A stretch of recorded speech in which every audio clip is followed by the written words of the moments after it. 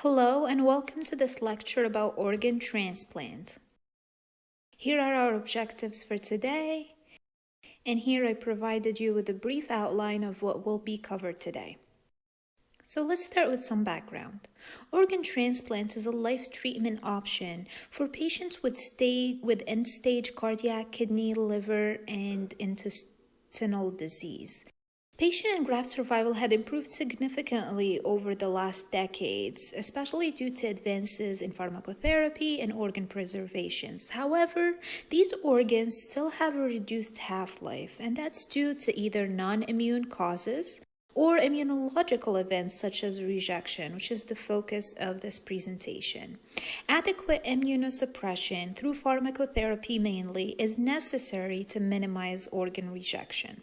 However, immunosuppressant agents are associated with an increased risk of infection as well as toxicities. So, to go a little bit about graft rejection. An allograft, by definition, is a graft between two genetically different individuals of the same species. This excludes a graft between two identical twins since they are genetically identical. Risk of rejection depends on multiple factors, but the most important one is histocompatibility, and this refers to MHC proteins that encode HLAs on the cell surface. So the immune response post-transplant is dependent upon the donor antigens being presented to the host immune system T-cell receptors by these HLA molecules. And rejection of a transplant organ can take place at any time following the procedure, and it can be classified into three different types.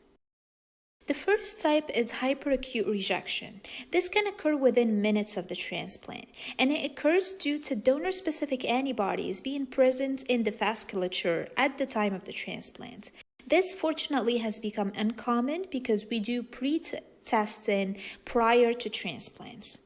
Acute rejection, which is the most common form, can be divided into acute cellular rejection and antibody-mediated rejection.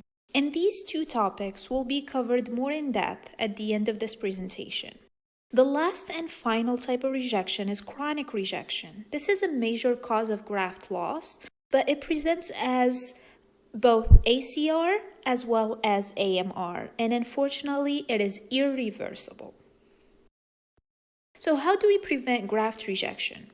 Prior to transplant, what we can do is ensure that the donor and the recipient are histocompatible according to their HLA markers.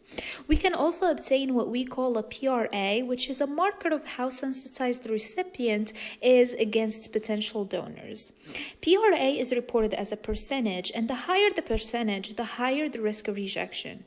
We have an arbitrary threshold of 50%. So if we have more than 50% PRA between a donor and recipient, that means that this recipient is more likely to suffer a rejection episode. Transplant organ must also be matched for ABO blood group compatibility so we can ensure increased survival. But mainly following a transplant, the most useful way to prevent rejection is through immunosuppressive therapy. So let's go over immunosuppression and some cornerstones of therapy. Transplant immunosuppression is a delicate balance. It must provide a balance between the incidence of graft rejection, the vulnerability to opportunistic infections, the incidence of malignancies, and of toxicities. We usually take a multi-drug approach in rejection management because we need to overlap these different agents that have different mechanisms of actions that can act synergistically.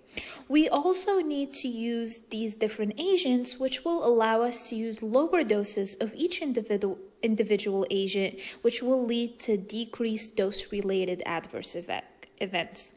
And our primary goal of therapy, as mentioned multiple times at this point, is to prevent rejection.